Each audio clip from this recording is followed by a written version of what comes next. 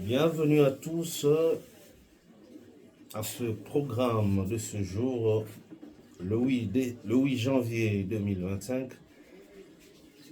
L'insécurité dans la partie est de la République démocratique du Congo nous tient tous les jours parce que quand on perd une terre, on a tous les risques d'être finalement apatrides. Ceux qui sont en déplacement, qui ne savent plus accéder ou retourner dans leur logis habituel, ne sont que des Congolais. Ils sont en brousse, ils sont dans des conditions infrahumaines. Cette guerre, il y a lieu de se poser maintenant cette question. Finira-t-elle par des négociations ou c'est par la guerre en elle-même? L'histoire peut aussi nous aider à réfléchir, sinon à répondre à ce questionnement. Est-ce que cet ennemi que nous affrontons n'a jamais été vaincu par la voie militaire ou ça n'a jamais été, ou ça a été fait que par la voie des pourparlers? Il y a quelques jours, nous venions de célébrer la mémoire du regretté colonel Mamadou Ndala. Et nous pensons, il est question de s'interroger un peu là-dessus. Pourquoi célébrer la mémoire de ce vaillant soldat? Est-ce que Mamadou Ndala était allé aux négociations? L'histoire nous dit non. Donc si il arrive que chaque 2 janvier, date fatidique où Mamadou Ndala a trouvé la mort dans des conditions que l'on continue à déplorer, eh bien c'est par ce qu'a été ses exploits militaires, donc sur le champ de bataille, et non dans les pourparlers ou échanges politiques. Alors, est-ce des victoires de Mamadou Ndala en tant qu'individu? Encore que nous disons non. Parce que Mamadou Ndala était un des commandants de bataillon sur la ligne des fronts, mais qui avait comme commandant de la force terrestre le général François Olenga, qui avait succédé pour remplacer le général Tango Fort. Dans ces détails aussi, il faudrait aussi souligner que lorsque la ville de Goma tombe aux mains des rebelles en 2013, le général François Olenga a fait une approche militaire pour ainsi proposer au commandant suprême des forces armées. En ce temps-là, c'était Joseph Kabila, le chef de l'État. Et le général Jean-François Olenga a pu estimer le nombre à peu près exact des éléments qui avaient pris la ville de Goma, qui étaient sur la ville de Goma, et détecter ainsi leur arsenal militaire. Ce qui lui a permis, un militaire suffisamment et bien formé, d'évaluer et de mobiliser plus que l'ennemi, en hommes ainsi qu'en matériel. Et voilà ce que lui avait proposé au commandant suprême.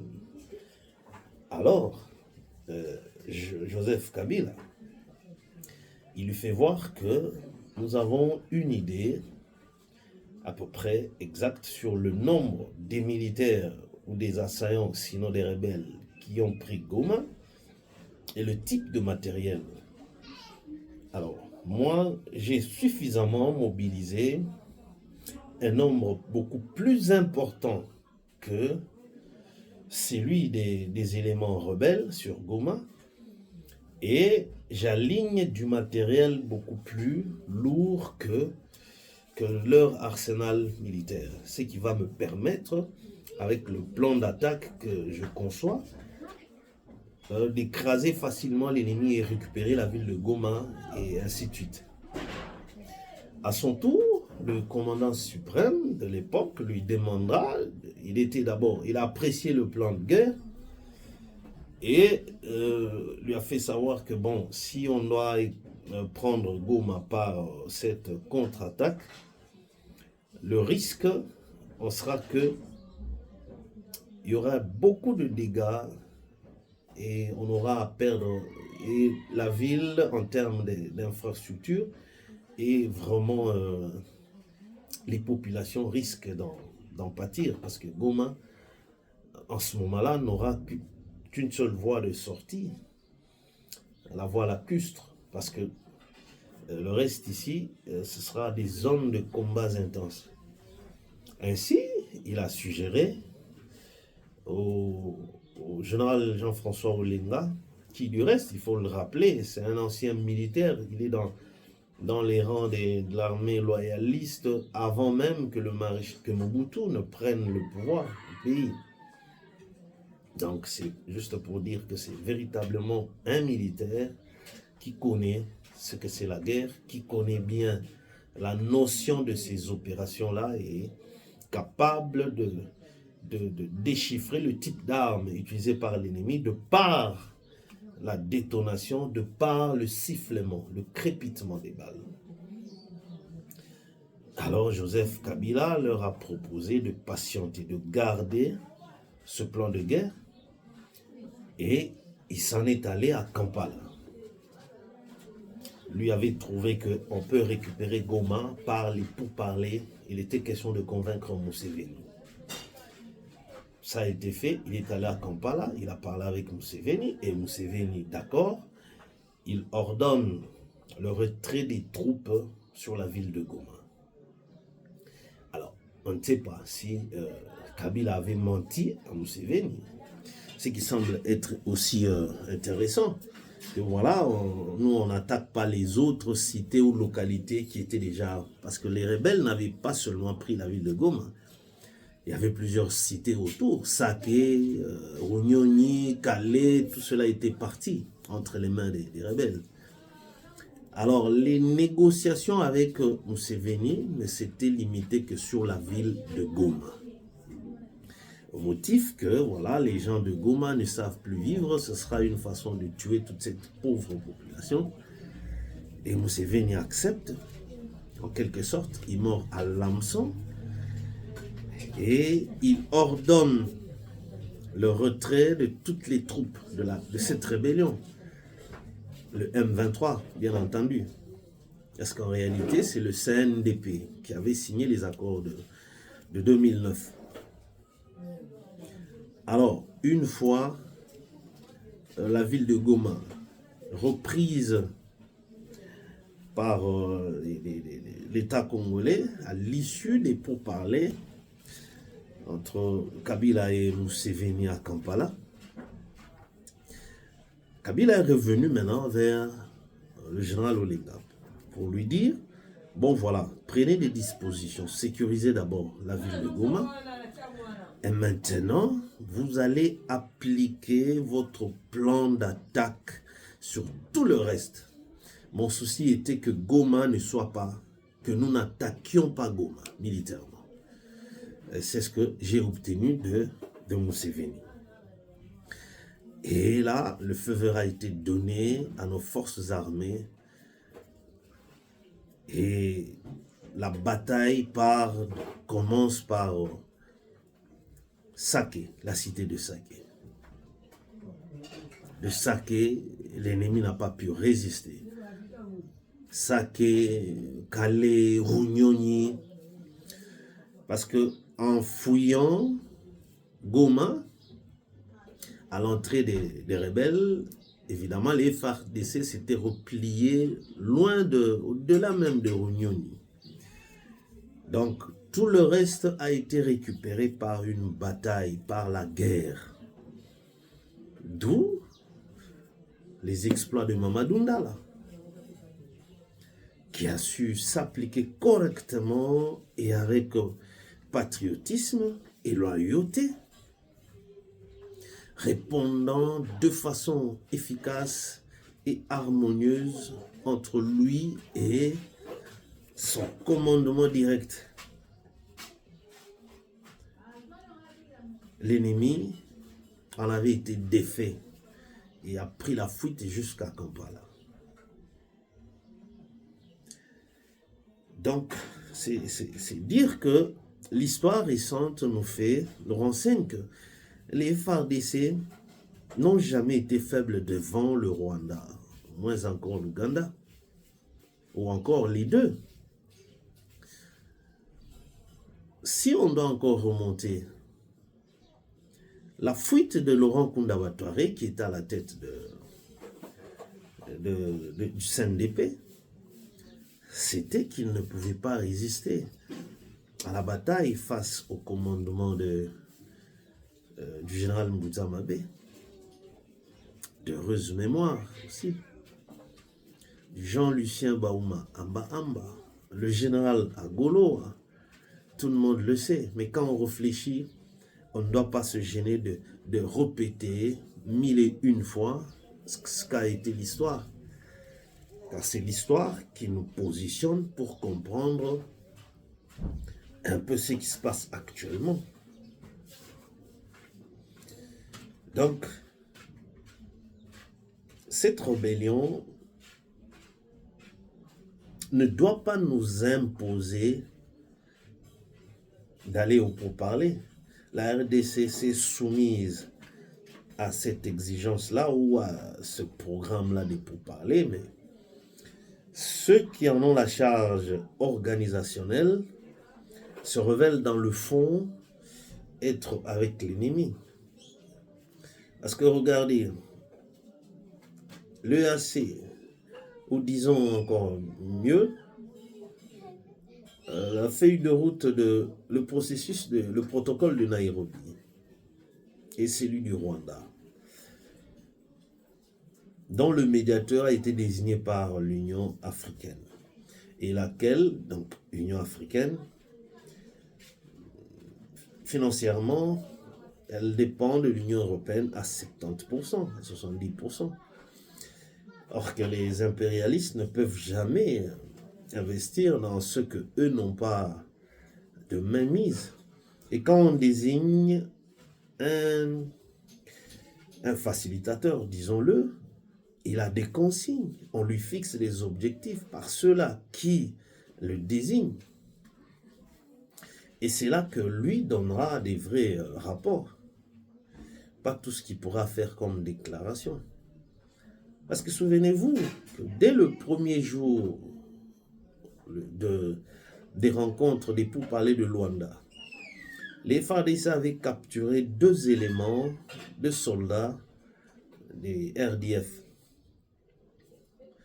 Et Kagame avait exigé que ces 2 militaires lui soient rendus pour démarrer ces pourparlers-là de Luanda.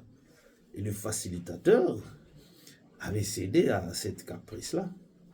Donc tout a mal commencé, c'est-à-dire en ne cédant qu'aux caprices de Kagame, comme il est souvent berné par tous ceux qui sont derrière lui, entre autres cette communauté internationale. Regardez ce qui vient de se passer.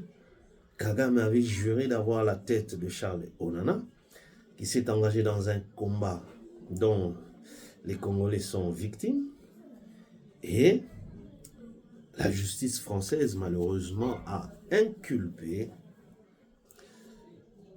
Charles Onana pour le déni de ce que disent qu'une situation connue publiquement et que lui voudrait nier l'existence de cette histoire-là. Et tout cela fait que ne sont que des preuves de cette immense complicité contre la RDC.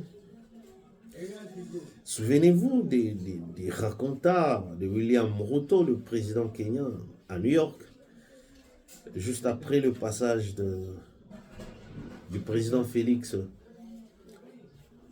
et c'était lui, sur le même plateau. Il fait son interview et il déclare comment l'EAC ne quittera jamais la RDC par la volonté de qui que ce soit. Il dit même que nous, on peut faire même 30 ans.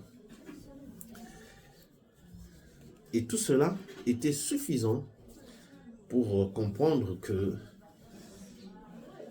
on ne peut que se libérer nous-mêmes, c'est-à-dire la RDC ne peut se libérer que par son organisation très forte, approfondie, par une lecture directe et appropriée de ce qu'est la situation, de la nature d'abord de notre pays, de ce que ce pays devrait être, parce qu'au-delà de tout, il y a une volonté manifeste, il y a un plan qui date de très longtemps, empêchant que la RDC soit une nation forte, a une économie forte et dotée d'une armée très forte aussi. Alors si nous devons réfléchir en réunissant tous ces paramètres-là, on commence par développer ce regard de l'extérieur pour comprendre, comme disait Frantz Fanon, que la RDC, l'Afrique est à la forme d'un revolver. Et donc la gâchette, c'est la RDC. Exactement. Alors, comment on doit oublier de sitôt tous nos exploits militaires face à ce même ennemi qui est sur terre? Nous sommes forts, nous avons une armée beaucoup plus nombreuse que celle du Rwanda. Et c'est déjà un avantage. Ils n'ont pas grand-chose, ils n'ont pas de budget suffisant pour soutenir cette guerre. Mais nous, les FARDC, ont un grand budget qui va autour presque 2 milliards de dollars. Donc on n'a pas de raison de perdre, bien que dans une certaine mesure, on peut comprendre que l'ennemi impose aussi une guerre asymétrique à certains endroits, ce qui justifierait aussi les replis stratégiques. C'est aussi en quelque sorte pour éviter, parce que les Rwandais, ils n'ont rien à perdre en provoquant une bataille, faisant des villageois ou des citoyens congolais qu'on retrouve ça et là, en bouclier humain. Parce qu'eux voudraient d'ailleurs que les Congolais, les citoyens congolais soient vidés pour qu'ils prennent au moment opportun des populations du Rwanda pour venir les installer dans nos localités. On le sait. Donc en profondeur, c'est ce qui explique aussi. Et là, ça devient en quelque sorte une guerre asymétrique, où on ne respecte pas les normes, parce que la guerre a aussi des normes à respecter. Entre autres, les objectifs civils ne peuvent pas être pris à partie, ne doivent pas être attaqués. Mais quand l'ennemi vous envoie, vous attire vers une telle piste, bon, en tant qu'armée loyaliste, vous voyez ce que ça fait comme contrainte. Mais toutefois, le comportement des FARDC, depuis le mois de décembre finissant jusqu'à ce jour, devient de plus en plus une raison d'espérance. Et voilà, donc nous avons plus à y aller par la bataille, parce que l'histoire est simple et claire. On n'a pas tout dit, mais vous qui en détenez aussi d'autres éléments de souvenir, même pas lointains, vous pouvez continuer à enrichir cette réflexion et on va tous conclure que on peut y aller sans pour autant prendre en compte tous ces programmes-là qui ne sont que des distractions pour la RDC. Pour parler de Luanda, de Nairobi. Donc nous pensons que la RDC peut en venir que par la voie militaire et en avoir une finale victoire. Le cas d'infiltration au sein de l'armée, cela ne doit pas être comme une maladie incurable. Mais c'est question disons, de mettre de côté, hors circuit, tous ceux qui sont de cette identité douteuse parce qu'ils sont connus. Les services de renseignement ne peuvent pas dire qu'ils ne le savent pas. Ils sont très bien connus. Alors, il faut carrément mettre de côté, bien qu'ils soient encore dans les rangs des FARDC, mais on peut les mettre de côté, les écarter des circuits de renseignement militaire, des circuits décisionnels, afin que ce qui est conçu ne soit pas déjà, ne fasse pas l'objet d'une quelconque fuite.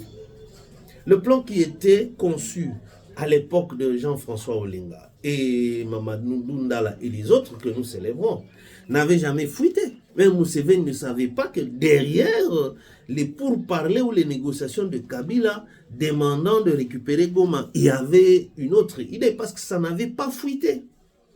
Sinon Museveni n'allait pas accepter de lâcher Goma comme ça. Donc on ne peut pas continuer à croire que l'armée est infiltrée, on ne pourra pas s'en sortir. Mais non, c'est question de tamiser, d'écarter tous ceux qui sont... Et l'armée fonctionne comme ça. On fait une sorte de mise en place et puis on ne traite pas avec n'importe qui. Donc, nous espérons et nous souhaitons que on y aille par la voie militaire. C'est de là que nous aurons la solution et on sera finalement respecté. Il n'y a aucune armée occidentale qui viendra derrière le Rwanda et les rebelles du M23 pour venir mourir sur le sol congolais. Non. C'est un terrain très compliqué. Ils vont maîtriser ce terrain-là quand? Avec tout ce qu'il y a comme géographie là-bas. Si nous-mêmes, Congolais, nous n'arrivons pas à maîtriser de sitôt, à part les Ouazalendo qui, parce que c'est leur milieu de tous les jours où ils vivent depuis des années. Alors, vous pensez quel est ce blanc-là ou quelle armée qui viendra pour mourir là-bas derrière les Kagame et les autres? Et lui-même, Kagame a des sérieux problèmes parce que maintenant, sa politique d'envoyer constamment les troupes sur le sol congolais dans ses opérations commence à le déstabiliser. Parce que tout ce qu'il y a comme perte aussi, ils en meurent. Or, lui n'a pas beaucoup de soldats. À peine une 33 000. Et ça insécurise maintenant de plus en plus son propre pays. Parce qu'il ne sait plus à quand ce mouvement prendra fin. Donc, en tout cas, nous pensons qu'au regard de notre histoire face à cet ennemi, l'option militaire reste la plus salutaire et l'unique même. Les pourparlers viendront quand on en aura fini pour leur dire, bon voilà, restez dans votre pays, nous on n'a pas besoin de vous attaquer là-bas. C'est ce qui va constituer alors le dialogue. Mais après les avoir retournés d'où ils sont venus. Donc voilà un peu, c'était ça notre petite réflexion et on en appelle tout le monde à y penser ainsi. Et c'est très important. On ne peut pas négliger notre propre histoire face à une situation qui ne fait que se répéter. Alors qu'on avait eu le temps, on en a déjà eu des victoires sur la même crise. Et des victoires militaires et non des victoires sur les pourparlers. Merci d'avoir été avec nous. C'en est fini pour aujourd'hui et on se retrouve prochainement pour un nouveau numéro. Merci.